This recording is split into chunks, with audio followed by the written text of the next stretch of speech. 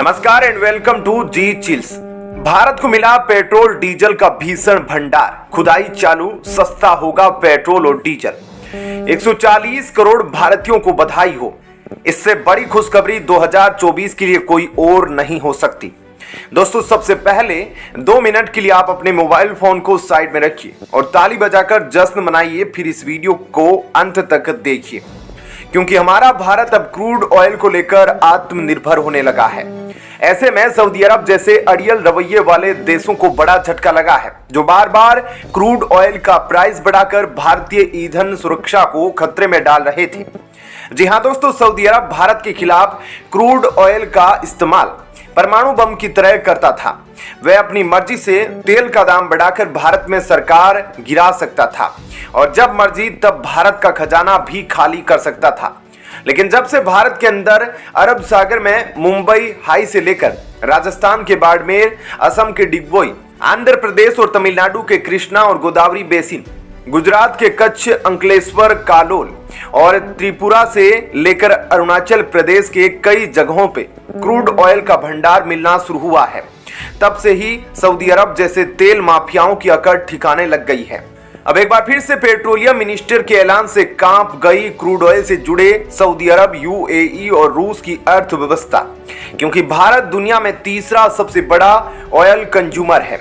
हम तकरीबन अपने नीड का 85% इंपोर्ट करते हैं। अगर हम तेल खरीदना बंद कर दे तो कई देशों की अर्थव्यवस्था तबाह हो जाएगी। आखिरकार भारत का वह बेशकीमती सपना साकार होने जा रहा है, जिसे हमने पिछले कई दशकों से देखा था। इस वक्त प्रधानमंत्री और पेट्रोलियम मंत्री सभी खुशी से झूम रहे हैं। वहीं दूसरी तरफ सऊदी और रूस जैसे तेल उत्पादक वाले देशों में मातम छाया हुआ है। अब भारत का काफी पैसा बचेगा, जिसके कारण पेट्रोल डीजल तो सस्ता होगा ही, और साथ ही हम अपने बचे हुए पैसों को तेल खरीदने में व्यर्थ ना करके नए नए हॉस्पिटल, एक्सप्रेसवे, ब्रिज और टाउनशिप बनाएंगे। और साथ ही अब रिसर्च एंड डेवलपमेंट के लिए काफी पैसा बचेगा, जिसके दम पर भारत पूरी दुनिया में ग्रीन एनर्जी को लीड कर सकता है। 7 जनवरी से ओएनजीसी ने बंगाल की खाड़ी को खोदकर तहलका मचा दिया। जी हां दोस्तों, पहली बार कृष्णा गोदावरी बेसिन से ओएनजीसी ने तेल निकालकर इतिहास रच दिया है। बहुत मुश्किल आई है इस काम को करने में। आंध्र प्रदेश से करीब 30 किलोमीटर दूर जो खजाना मिला है, उसका नाम कृष्णा गोदावरी बेसिन है। हालांकि यह खजाना बहुत पहले मिल चुका था, लेकिन अभी तक हमने यहां से तेल निकालना शुरू नहीं किया था। इसी इलाके में कृष्णा और गोदावरी नदी समुद्र में आकर मिलती है। यह पूरा कृष्णा गोदावरी बेसिन इलाका भारत के लिए खरा सोना जैसा है, क्योंकि यहाँ दशकों पहले हमें क्रूड ऑयल और नेचुरल गैस की अकूत भंडार मिले थे। आपको बताना चाहते हैं कि भारत अपने कुल डिमांड का 50% नेचुरल गैस स्वदेशी तरीके से उत्पादन कर लेता है, जबकि हम 50% नेचुरल गैस इंपोर्ट करते हैं। आपको बताकर खुशी हो रही है कि बंगाल की खाड़ी में स्थित काकीनाडा कोस्ट वाले Krishna Godavari deep water block 98/2 से तेल निकालना शुरू किया जा चुका है। यहां से भारत अपने टोटल स्वदेशी ऑयल प्रोडक्शन का 7% निकाल पाएगा। यही नहीं, कृष्णा गोदावरी बेसिन से हमारा देश अपने टोटल नेचुरल गैस प्रोडक्शन का 7% निकालता है। ऑयल एक्सप्लोरेशन यानी कि यह खोजना कि कहां कहां पर तेल छिपा है, यह पता करना बच्चों का खेल नहीं होता। लेकिन आज से लगभग 2 दशक पहले 2002 में रिलायंस इंडस्ट्री ने यह पता कर लिया था कि बंगाल की खाड़ी में स्थित कृष्णा गोदावरी बेसिन के डीप वाटर में तेल और नेचुरल गैस का विशाल भंडार छुपा है। आज से कई साल पहले जैसे ही यह खबर भारत सरकार को पता चली, वैसे ही सरकारी कंपनी ओएनजीसी को इस काम पर लगा दिया गया कि पता करो और कहां कहां खजाना छुपा है। ओएनजीसी ने अनुमान लगाया था कि 2021 से हम इस पूरे इलाके में तेल निकालना शुरू कर देंगे, लेकिन कोरोना के कारण भयंकर डिले हो गया था और अब वह दिन आ गया है। सभी खजाना का पता चल गया। भारत को तेल का बहुत बड़ा भंडार हाथ लगा है। सबसे बड़ी दिक्कत तो यह थी कि आखिर इस पूरे इलाके से क्रूड ऑयल बाहर कैसे निकाला जाए, क्योंकि यहां से तेल निकालने में बड़ी बड़ी कंपनियों के तेल निकल जाते। लेकिन हमारे प्यारे ओएनजीसी ने वह कारनामा कर दिखाया जिसका इंतजार 140 करोड़ भारतीय पिछले 20 सालों से कर रहे थे। सरकार को अभी तक ऑयल डिपॉजिट का एग्जैक्ट लोकेशन पता नहीं चल पाया था जहां से खुदाई करके तेल बाहर निकाला जा सके। दोस्तों, समुद्र में घुसकर तेल निकालना कोई बच्चों का खेल नहीं होता। सबसे पहले एग्जैक्ट लोकेशन आइडेंटिफाई करना बेहद महत्वपूर्ण होता है। उसके बाद आप वहां पर अपने सारे इक्विपमेंट और मशीनरी को लगाते हैं। अगर आप गलत जगह पर इक्विपमेंट और मशीनरी को लगाते हैं तो आपका इंस्टॉलेशन कॉस्ट ही काफी ज्यादा हो जाएगा। उसके बाद तेल की उत्पादन कॉस्ट भी हाई रहेगी। समुद्र से क्रूड ऑयल निकालने के लिए सबसे पहले समुद्री क्षेत्रों में तेल की उपस्थिति का पता लगाने के लिए सर्वेक्षण किया जाता है। फिर यहाँ आसपास के इलाकों में भूकंप और सुनामी जैसे खतरों से निपटने के लिए भी तैयारी की जाती है। तेल की उपस्थिति की पुष्टि होने पर ड्रिलिंग रिंग्स का इस्तेमाल किया जाता है जो पानी की सतह से नीचे तेल के कुओं तक पहुंचाते हैं। तेल के कुओं में ड्रिल करके तेल को निकाला जाता है। तेल को सतह पर लाने के लिए कई सारे टेक्नोलॉजी और इक्विपमेंट्स का इस्तेमाल किया जाता है।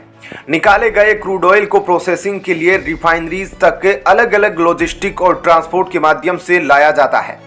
इस प्रक्रिया के दौरान सुरक्षा और पर्यावरणीय संरक्षण के मानकों का कड़ाई से पालन किया जाता है, क्योंकि इसमें कई बार अंतर्राष्ट्रीय और यूएन के कानून और समझौते भी जुड़े होते हैं।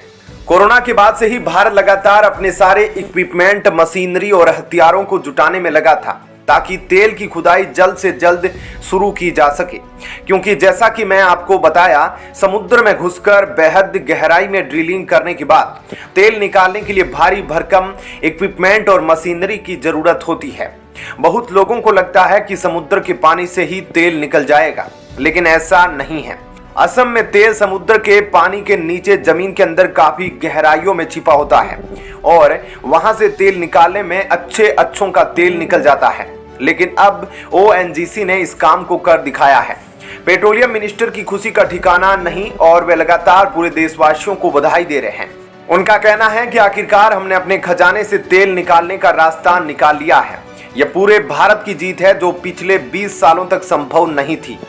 बताया जा रहा है कि शुरुआत में तेल निकालने की स्पीड 25,000 बैरल प्रतिदिन रहेगी, लेकिन फिर बाद में आने वाले कुछ ही महीनों में यह स्पीड 45,000 बैरल प्रतिदिन बढ़ जाएगी, जो हमारे टोटल ऑयल प्रोडक्शन का लगभग 7% होगा। लेकिन आपको जानकर बेहद खुशी होगी कि इसी इलाके में भारत पिछले कई सालों से नेचुरल गैस भी निकाल रहा है। जी हाँ दोस्तों, 2009 से ही रिलायंस इंडस्ट्रीज अपने साझेदारों के साथ मिलकर यहां से नेचुरल गैस निकाल रही है। ये भारत का वही इलाका है जो पिछले कई सालों से गैस देता आ रहा है और अब तेल भी देगा, और हो सकता है कि आने वाले भविष्य में यहाँ कुछ और भी मिल जाए, जिसकी खबर हम आपको देते रहेंगे। हालांकि हम आपको यह भी बता दें कि रिलायंस इंडस्ट्रीज के लिए Krishna Godavari basin crude oil production के लिए सबसे बड़ा स्वदेशी स्रोत है। वहीं कंपनी ने कृष्णा गोदावरी D6 ब्लॉक से नेचुरल गैस का भी उत्पादन किया है। गैस निकलने वाले मामले में रिलायंस इंडस्ट्रीज पर कुछ आरोप भी लगे हैं, जिसमें गैस के भंडार के आकलन में असहमति, निर्धारित उत्पादन लक्ष्य और वास्तविक उत्पादन में अंतर शामिल है। इसके अलावा गैस की कीमत निर्धारित करना, विशेषकर सरकारी नियंत्रण और बाजार दरों के बीच विवाद, ठेकों की शर्तों को लेकर भी कई कानूनी विवाद में रिलायंस और सरकार के बीच अदालती कार्रवाई शामिल है। मुकेश अंबानी की रिलायंस, ब्रिटेन की BP और ONGC जैसे कंपनियों के लिए यह बहुत ही बड़ा जैकपॉट है। इन्हें पिछले कई सालों से नए प्रोडक्शन साइट की जरूरत पड़ रही थी। कृष्णा गोदावरी बेसिन के अलावा हमारा अंडमान वाला इलाका भी अकूत खजानों से भरा है। यहाँ भयंकर तेल भंडार और नेचुरल गैस होने की संभावना मिल चुकी है। आप हमें नीचे कमेंट में बताइए कि ONGC एक सरकारी कंपनी है या प्राइवेट। इसका जवाब मैंने आपको वीडियो में दिया है। अगर आप वीडियो अभी तक देख रहे हैं तो फिर एक लाइक कीजिए और वीडियो में अंत तक मेरा साथ देने के लिए मैं आपका दिल से शुक्रिया अदा करता हूं। धन्यवाद। जय हिंद।